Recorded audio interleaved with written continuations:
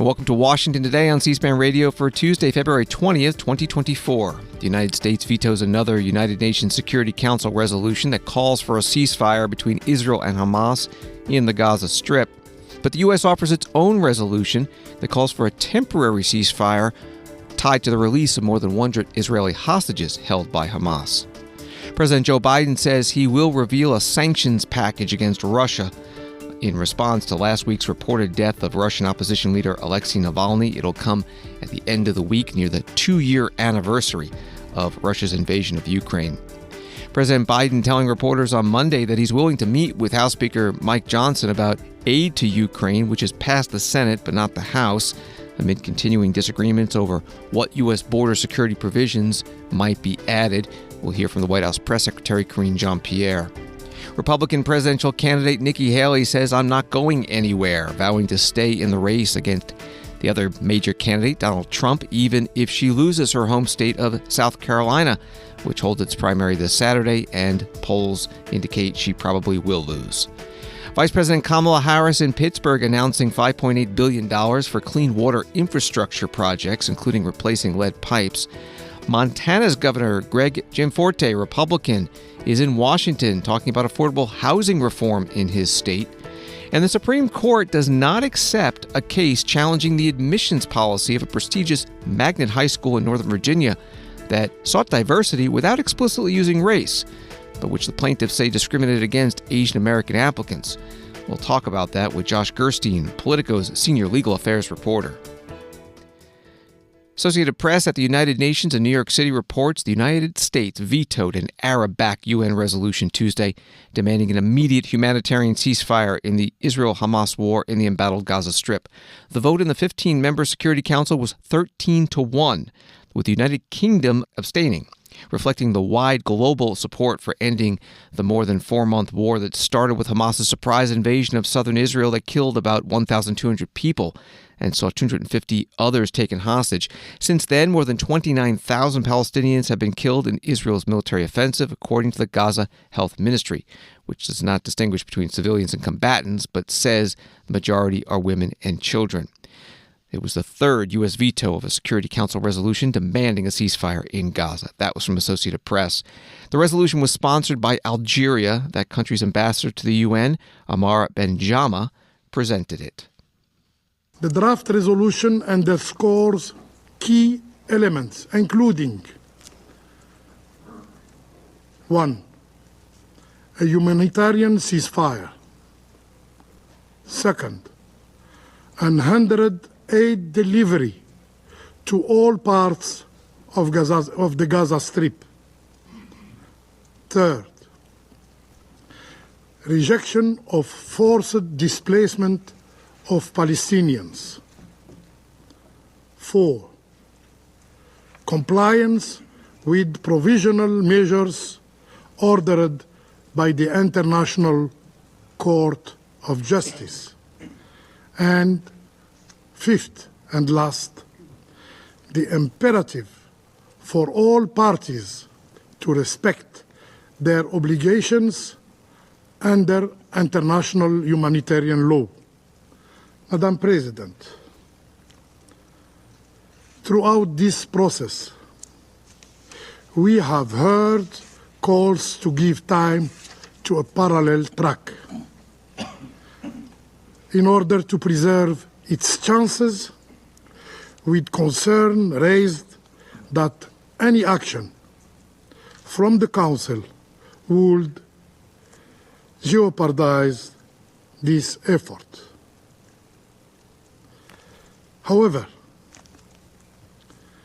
almost 1 month after the ICG orders, signs of hope are still absent for improvement of the situation in Gaza. Silence,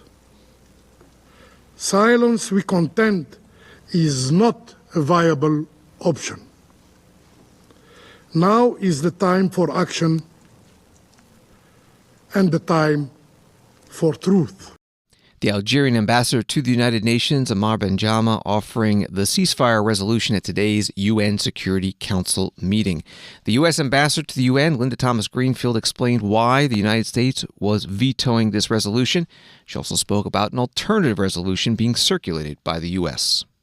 Believe me, I understand the desire for the Council to act urgently, to positively shape the situation in line with the Security Council's mandate.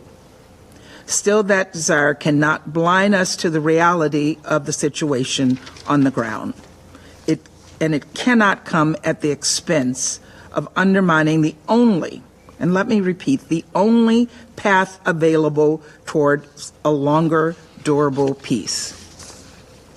And that is why you've heard me say over and over again, any action this Council takes right now should help, not hinder, these sensitive and ongoing negotiations. And we believe that the resolution on the table right now would, in fact, negatively impact those negotiations. Demanding an immediate, unconditional ceasefire without an agreement requiring Hamas to release the hostages will not bring about a durable peace. Instead, it could extend the fighting between Hamas and Israel, extend the hostages' time in captivity, an experience described by former hostages as hell, and extend the dire humanitarian crisis Palestinians are facing in Gaza. None of us want that. And so I reiterate the United States' belief that while numerous parties engage in sensitive negotiations, this is not the time for this resolution, which jeopardizes these efforts. Colleagues, I communicated our concerns publicly and privately over the last several weeks. We've submitted numerous rounds of edits. All were ignored. And so for that reason, the United States has offered an alternative resolution that would do what this text does not.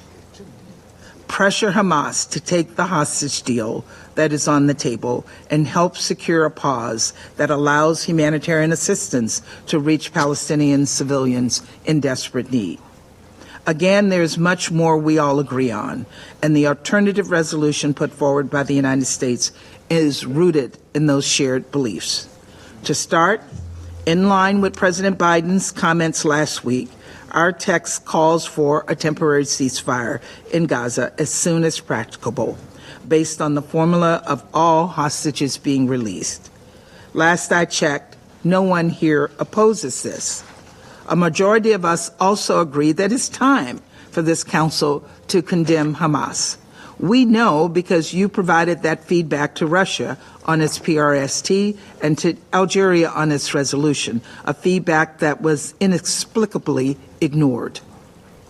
Should the U.S. resolution be adopted, it would be the first to condemn Hamas for the abhorrent attacks of October 7th, including the sexual violence documented that day. The U.S. text also makes clear that Hamas has no place in future governance of Gaza, nor does Hamas represent the dignity or self-determination of the Palestinian people. Again, all things I believe we agree on.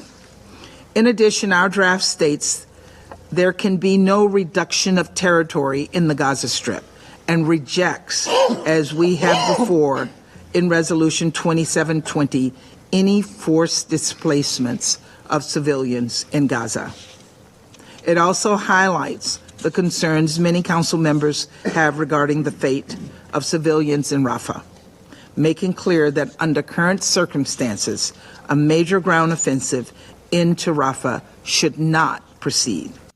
The U.S. ambassador to the United Nations, Linda Thomas-Greenfield, at today's Security Council meeting at the UN in New York City before the U.S. vetoed the resolution before the council, and that was offered by Algeria, calling for the immediate ceasefire.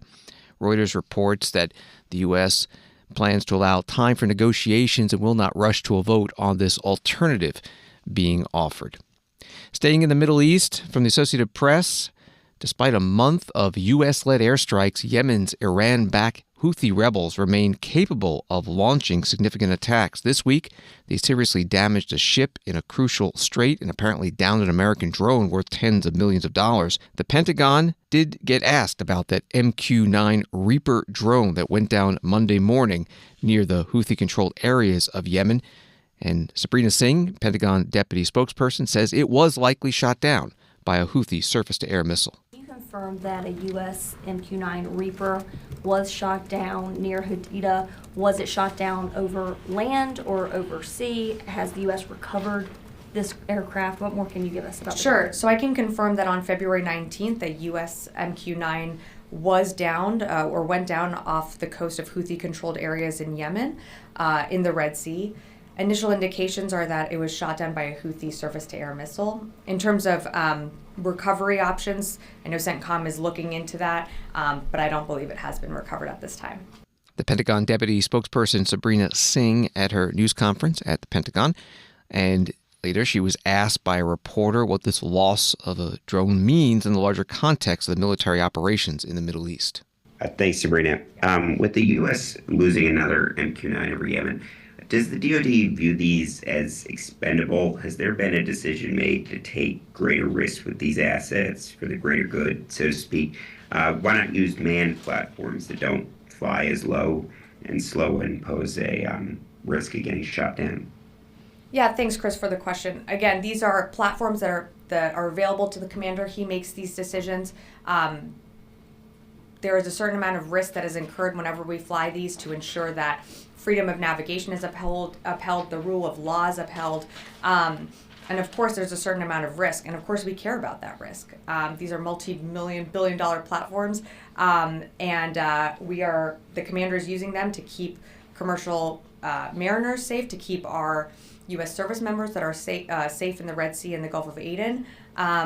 So of course, there's a risk incurred, but it's something that we're going to continue to do to ensure that freedom of navigation can continue to be upheld, the rule of law can be upheld, and that commercial shipping can continue, whether it be in the Red Sea or the Gulf of Aden. The Pentagon deputy spokesperson Sabrina Singh at today's news conference.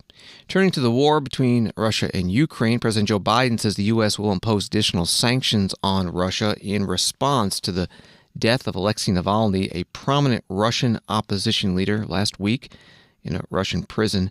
President Biden spoke very briefly to reporters as he left the White House. What I came to tell you was, I told you we'd be announcing sanctions on Russia. We'll have a major package announced on Friday. And I'll be happy to sit with you all in doing that. Earlier in the day, the White House National Security Communications Advisor John Kirby, in an online audio-only news conference, talked about the upcoming sanctions. He called them major. He also talked about developments in the war in Ukraine this past weekend and the fact that the U.S. House of Representatives has not passed a Ukraine aid bill that the Senate has passed. Now, for many months, we've talked about how Russia was trying to take Avdiivka as part of its offensive in the east. I topped it from the podium just a few days ago last week. And we talked about how Russia had suffered thousands and thousands of casualties in the process. For months, Ukraine had been able to keep the Russian attacks at bay until they started to run out of ammunition, particularly with respect to artillery, the kind of ammunition that they needed to prevent those Russian forces from reaching Ukrainian defensive lines and overrunning those positions. Let's be clear about this. Ukraine's decision to withdraw from Avdiivka wasn't because they weren't brave enough, wasn't because they weren't well led enough. It wasn't because they weren't trained. It wasn't because they didn't have the tactical acumen to defend themselves and to defend that town. It was because of congressional inaction. And we've been warning Congress that if they didn't act, Ukraine would suffer losses on the battlefield. And here you go. That's what happened this weekend. And that's what's at stake here in Ukraine. If we can't get the supplemental funding and get the kinds of arms and ammunition into the hands of Ukrainian soldiers as soon as possible. On Friday now, we also got the horrific news that Alexei Navalny died in a Russian prison.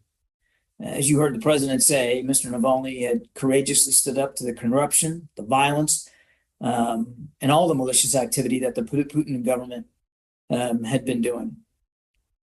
Whatever story the Russian government decides to tell the world, it's clear that President Putin and his government are responsible for Mr. Navalny's death.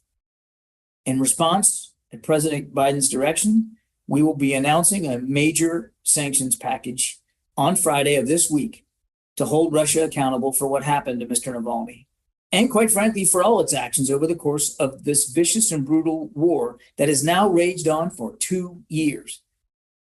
One of the most powerful things that we can do right now to stand up to Vladimir Putin, of course, is to, again, pass the bipartisan national security supplemental bill and support Ukraine as they continue to fight bravely in defense of their country. John Kirby, the White House National Security Communications Advisor, during an audio-only online news conference. From Bloomberg News, President Joe Biden said he would be willing to meet House Speaker Mike Johnson to discuss an emergency funding package for Ukraine and Israel after White House officials previously dismissed the utility of direct talks. He told reporters Monday after returning to the White House from his weekend in Rehoboth Beach, Delaware, I'd be happy to meet with him if he has anything to say. There were follow-up questions today to the White House press secretary at her news conference on Air Force One. The president said yesterday he's willing to meet with the House Speaker. Is there any update on that? Any progress made? Obviously, the president, if it is indeed a serious discussion, to be had, he's open to that. Obviously, right? If it's a serious discussion, but I have to remind everybody, right? What Putin is a deep threat to our national security. You guys know this. I don't even have to remind you that. Our borders needs to be secured, right? You've heard us say this. The president has led on both when it comes to getting a bipartisan agreement on the border security. When you saw what the Senate was able to do on getting that national security supplemental in a bipartisan way. But so far, it's the speaker, as I just stated moments ago, it's the speaker that is the only one who is actively hurting America's national security by killing those priorities that I just laid out, then going on an early vacation, as I mentioned already. So this is a question to the speaker. Is he going to choose Trump? Is this what he's going to do?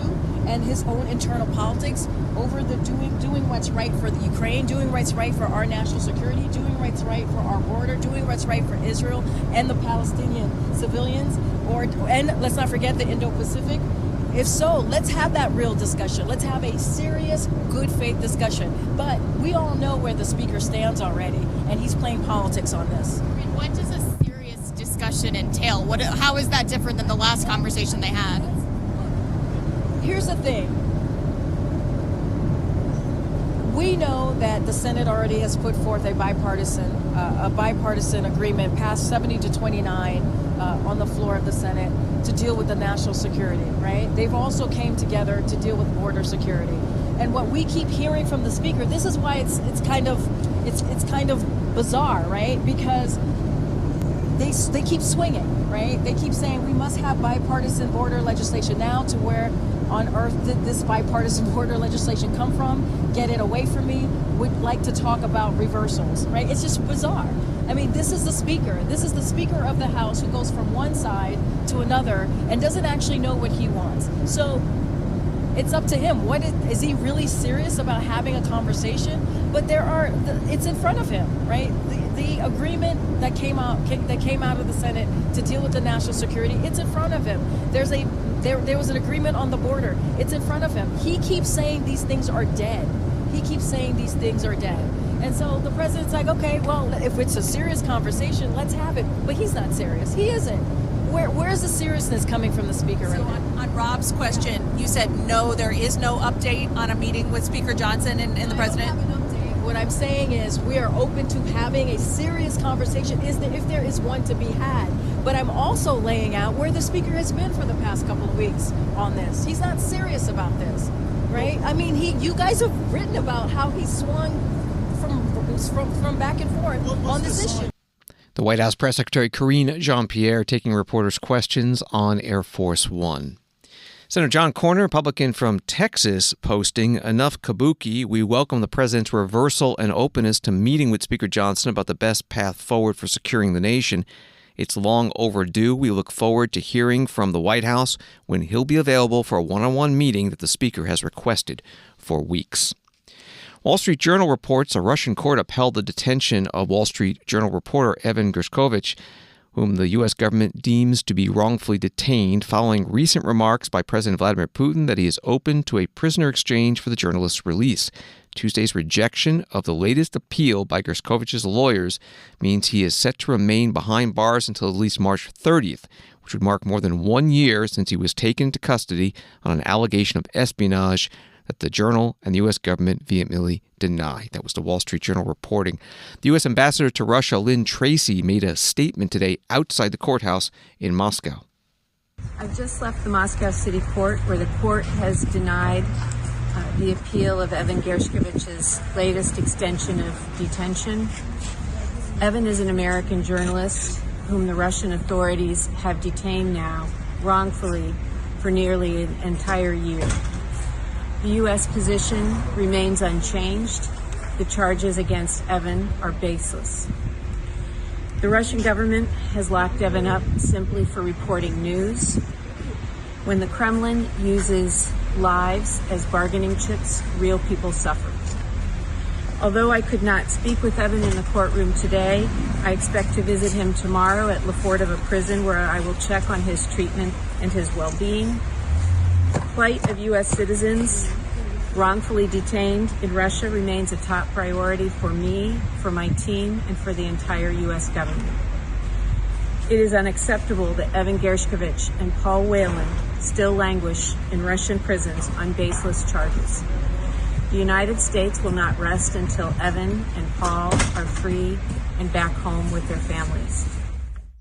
U.S. Ambassador to Russia, Lynn Tracy, making that statement in Moscow.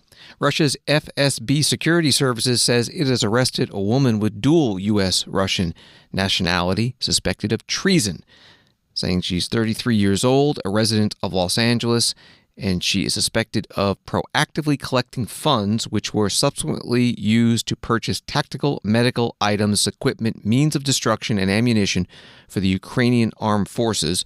And also she took part in public activities supporting the Kyiv regime. Not many details provided.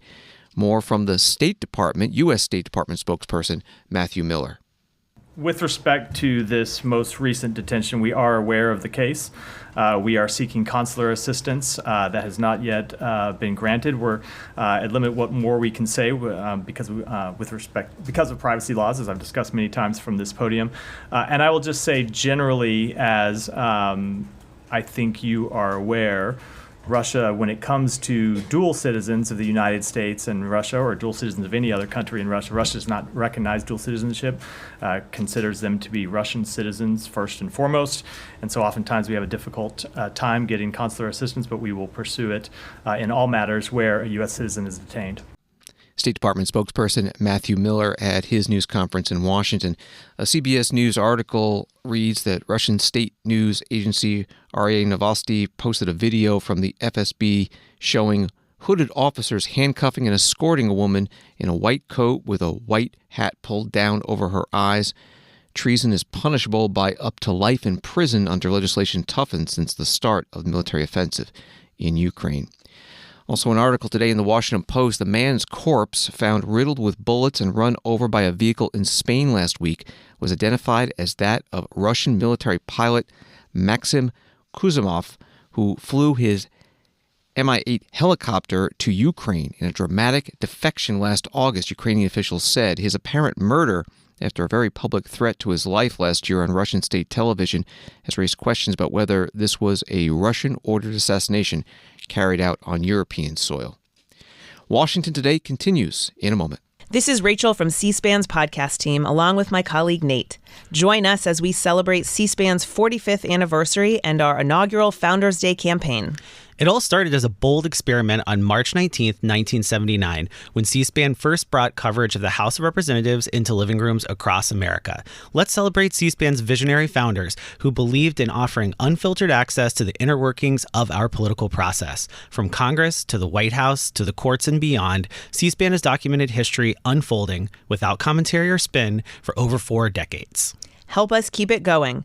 Visit cspan.org/donate today to give a gift in celebration of C-SPAN's Founders Day. Your donation honors the original vision of C-SPAN's founders and helps to advance our mission for years to come. Make your donation today at cspan.org/donate. Thank you.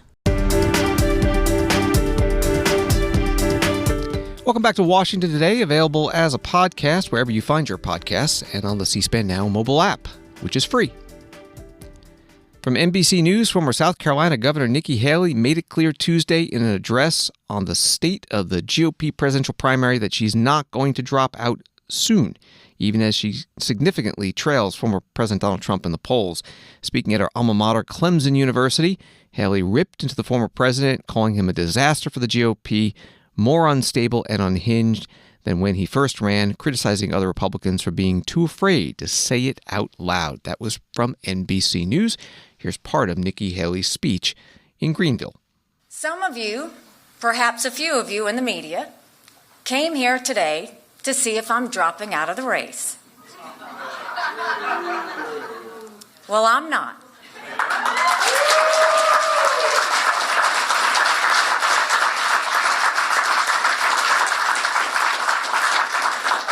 Far from it, and I'm here to tell you why.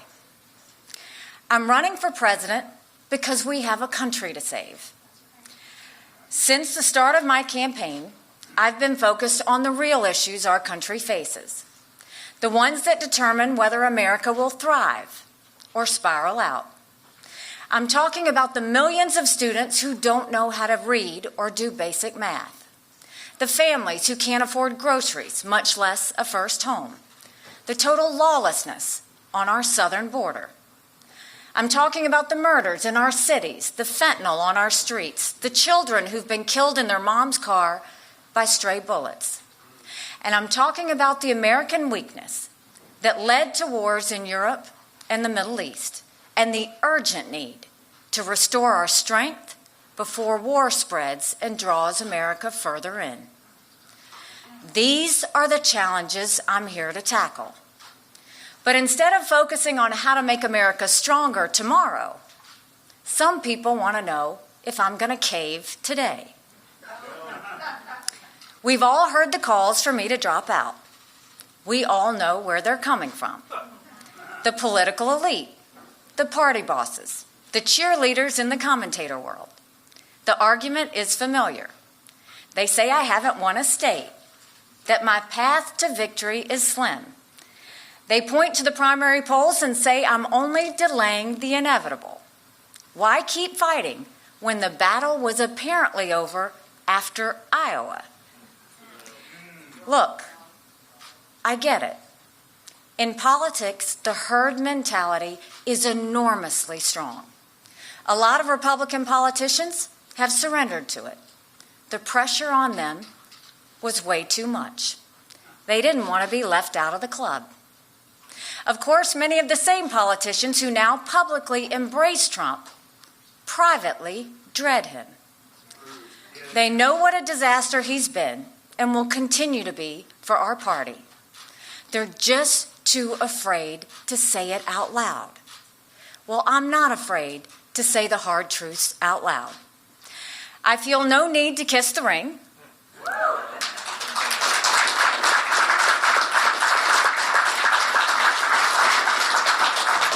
I have no fear of Trump's retribution. I'm not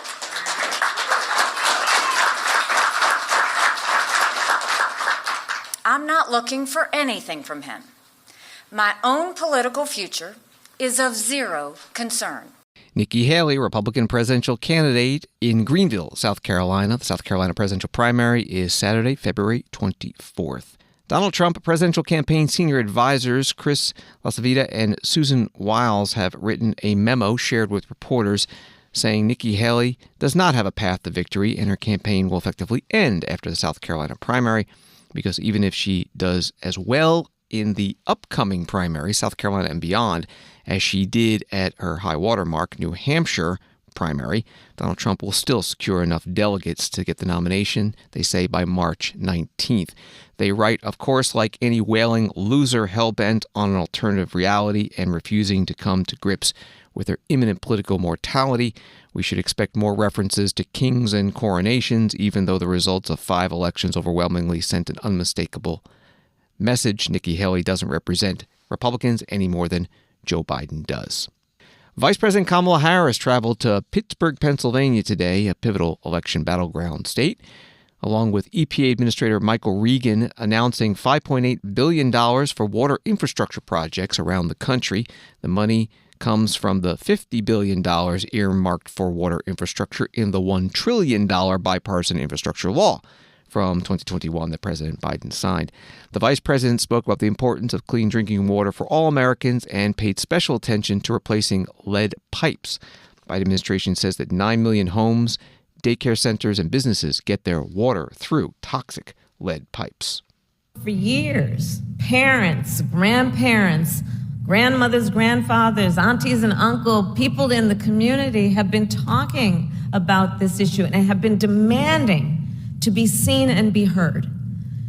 Demanding and saying, look, it does not require a scientist or a doctor to understand the impacts of lead pipes on the health of our children. And the voices of the community must be heard. And let us also acknowledge that while lead pipes were once standard in all communities, today not all communities are impacted in the same way. Because, of course, the folks who have extra resources, maybe they have equity in their home and they're a homeowner, right? Maybe they have money in a bank account, maybe some savings. Well, then they can pay to replace the lead pipes in their home. But people in low-income communities or people who rent often cannot.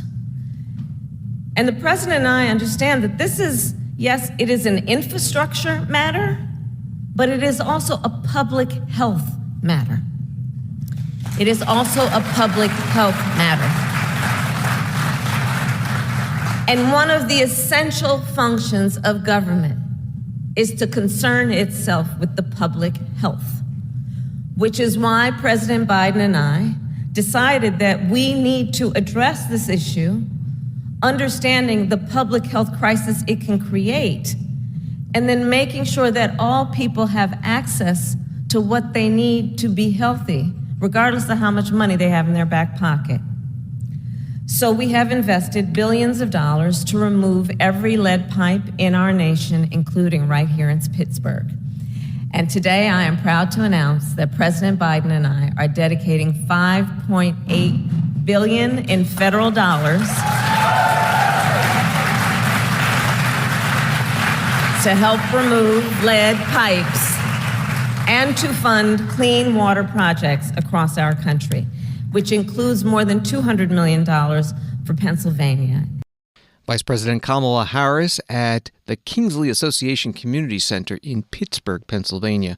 CBS News article on her visit has this. The Centers for Disease Control and Prevention says no safe blood level in children has been identified, and even low levels of lead have been shown to negatively affect the child's intelligence, ability to pay attention, and academic achievement. According to the EPA, Pennsylvania has more than 700,000 lead water lines still in use, the 4th highest of any state in the country. Montana's Governor Greg Gianforte, a Republican, was in Washington, D.C. today at the Bipartisan Policy Center to discuss affordable housing reform legislation that he signed into law last year. An article from Governing Magazine from last June explains both chambers of Montana legislature are held by Republican supermajorities. Nonetheless, Democratic support for legalizing housing construction played an important role there in 2021. Representative Danny Tenenbaum, a Democrat, introduced a bill that would have legalized 2 to 4 units on many of the state's lots zoned exclusively for single-family housing. The bill failed, but it played an important role in starting the conversation. This year, a similar bill legalizing duplexes across the state succeeded. Other components of the so-called Montana miracle in housing reform include allowing homeowners to build accessory dwelling units, ADUs, legalizing multifamily housing in areas zoned for office or retail development, and important streamlining reforms for permitting new housing of all types. That was from Governing Magazine last June. Here is the Montana Governor, Greg Gianforte, today at the Bipartisan Policy Center. Do you think the fact that you had broad membership and the fact that you had a tight deadline with a very specific assignment for the task force was part of the secret sauce to make that effective? It allowed us to build consensus around what could have been a very thorny issue in a very quick way. And given we came into the session with that bipartisan support, we were able to get the stuff done. So I think it made a big difference. So the task force had 36 recommendations, and how was it received by the legislature initially? Did you have to really kind of muscle the legislature to say, take up the recommendation? Our legislature can't be muscled. They're independent thinkers. So we had to build consensus around these issues. But we always brought it back to we wanted our teachers, our police officers, our nurses to live in the communities where they served. And that was something everybody could support. And that's been my experience when Susan and I had a chance to serve in Congress here. We'd have people to dinner at our home on Capitol Hill every week, bipartisan groups. And when you break bread with people and you share time together and you focus on the key principle you're trying to achieve, it's a lot easier to build consensus. Mm-hmm. So some of the things the task force recommended, as I understand, were to allow multifamily residential in single-family zoned areas, to allow ADUs without parking minimums associated with it. These are some of the things that that they recommended. And so it seems like it was a supply issue, and using deregulation as a means of increasing housing density. And tell me the concern, is it really, is that right? It was more focused on supply and how to build more homes? Well, that was the problem. We had, in part because everybody discovered that Montana is more beautiful than any other state in the country. And the show Yellowstone and the pandemic combined that everybody was moving there. And if they weren't moving there as a permanent residence, they bought a home as a second home and took that out of the inventory. So it was, our population over the last 10 years has grown by 10%. The number of new doorknobs has only grown by 7%. Plus we had these added homes taken out of inventory for second homes. So we had a supply problem. And that was something we recognized early in the process. So we focused on supply issues. Governor Greg Gianforte, former congressman, Republican from Montana, with Dennis Shea, Bipartisan Policy Center Housing Policy Executive Director and a former Housing and Urban Development Assistant Secretary in the George W. Bush administration, at the Bipartisan Policy Center in Washington. You can find this full discussion at our video library at cspan.org. Wall Street today, the Dow down 64, NASDAQ down 144, S&P down 30. An article at Politico reads, Supreme Court on Tuesday decided to punt on a case about the admissions policy at a selective public high school in Northern Virginia that had the potential to further dismantle the reach of affirmative action in education. And joining us now, one of the reporters on that story, Josh Gerstein, who covers legal affairs for Politico. What was this case about, and why did the justices reject it?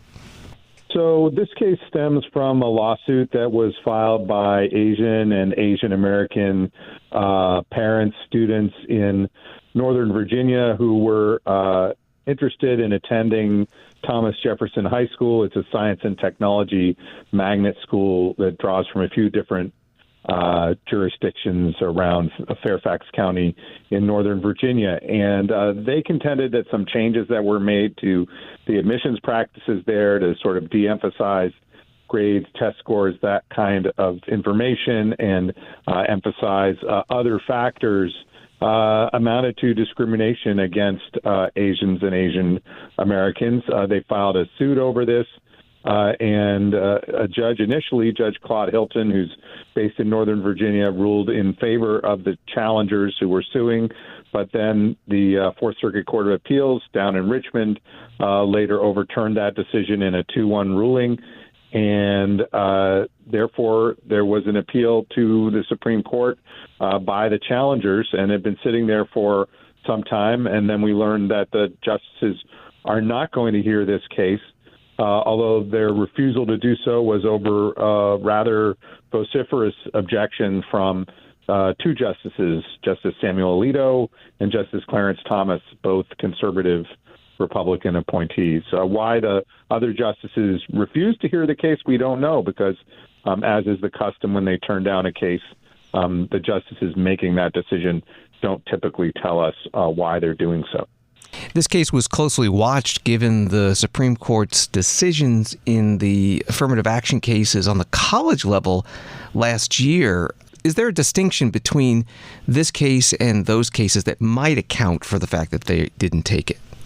Well, there were a lot of questions after the Supreme Court's ruling in a pair of cases last year, one from Harvard, one from the University of North Carolina, where the justices seemed to outlaw consideration of race in the admissions process, at least under most circumstances. But there are a number of other proxies that you can use in an admissions process for race, as well as factors that simply have a disproportionate impact on particular races one way or another. And, especially in the wake of the Supreme Court's ruling last year, there's been a lot of advocates saying some of these other measures should be tried. You can put an emphasis on students, for example, coming from a particular neighborhood that might be underprivileged. At the college level, we sometimes see application processes where the top few percent or the top 10% out of particular high schools are automatically admitted. And so some folks have been looking for signals from the justices about what other types of measures schools may use to try to promote racial diversity, and what are the legal standards there if someone or some group comes forward and says using those criteria is just a stand-in for race. How will those kinds of cases be litigated? Here, the Supreme Court said they were not interested in outlining those principles in connection with this particular case. Again, it's hard to know why the justices said that, but it could be that this case is a little bit complicated. It includes both allegations that the criteria that were added to the admission system discriminate against Asians and Asian Americans, as well as some claims that there was an actual animus. In other words, there was a deliberate intent to reduce the number of Asians and Asian Americans at the school because some people felt it was a disproportionate number to their percentage of the population. Josh Gerstein, senior legal affairs reporter with Politico. Find his article at Politico.com and on X at Josh Gerstein. Thank you very much. Thank you. The Supreme Court today heard a case involving a lawsuit challenging the time limit to challenge a federal regulation, which is 6 years. A 2011 Federal Reserve regulation sets maximum swipe fees that retailers can be charged by financial institutions when customers use their debit cards for purchases. A truck stop in North Dakota wanted to sue, but since it opened in 2018, it was after the 6 years. Here is Supreme Court Justice Ketanji Brown Jackson questioning an attorney for that truck stop, Brian Ware. Mr. Ware, I thought that we had sort of basic first principles governing statutes of limitations, and it sort of goes to what Justice Kagan pointed out, but I thought that we ordinarily say that a cause of action arises, which is accrues, it arises when all of the facts that are necessary to establish the elements of that cause of action have occurred. In a tort situation, when there's a duty, if there's a breach and injury as a result of the breach, those facts have occurred, the cause of action has arisen. And we say the clock starts running at that point because a claim against the defendant can be sustained in court when those facts exist. All right, so if that's right as a first principle, I guess I don't understand your argument that the cause of action is arising here when the plaintiff can bring the claim. I think the law regarding to, when a plaintiff can bring a claim is something different. But we have here a cause of action arising out of the final agency action because that is the point at which a person can sustain a claim against the agency under the APA. Why am I wrong about that? So this court has identified the elements of an APA claim, and it requires a plaintiff who was injured and injured by agency action. So those are the elements. Where have we said that that was an element? I thought that was just a statement of the statute as to who can bring the claim, not the element, not like the element of the claim. When has the defendant violated the law? So I would point the court to the Lujan decision, 1990, where it outlines the elements of an APA claim. Mm-hmm. The court dealt with it there, but you can look at the statute itself. Section 702 identifies who? A person. That's who has the cause of action, a person. Right, who has the cause of action. I'm talking about what are the elements of the cause of action, and I thought it was the agency has enacted a final rule that you claim is arbitrary and capricious or not in accordance with the law. That once the agency has done that, we have a cause of action, it has arisen, and then these other elements or these other aspects of the statute say who is the person who can bring such a claim. So I disagree with that. This court has said that certainly final agency action is an element of an APA claim, but the other element, as this court noted in Lujan and I think in Newport News, is somebody who is actually harmed by it, a plaintiff who was harmed by it. Attorney Brian Ware in the oral argument. Corner Post Incorporated, the Board of Governors of the Federal Reserve System. The questions coming from Supreme Court Justice Ketanji Brown Jackson. E&E News reporting on today's oral argument saying the Supreme Court appeared divided on whether new companies should be able to sue over federal rules years after they are finalized. Some justices struggled with the broader impacts of such a ruling, and at least two members of the court's liberal minority seemed concerned that a win for the challengers in the case, combined with a potential decision this term to overturn the Chevron doctrine, would open a Pandora's box of new lawsuits over federal rules on the environment, public safety, and other key issues. That reporting from E&E News. Thanks for listening to Washington Today. Sign up for C-SPAN's evening newsletter, word for word. It's free, and get the stories making headlines in Washington emailed to you every day. Subscribe at cspan.org/connect. Have a good night.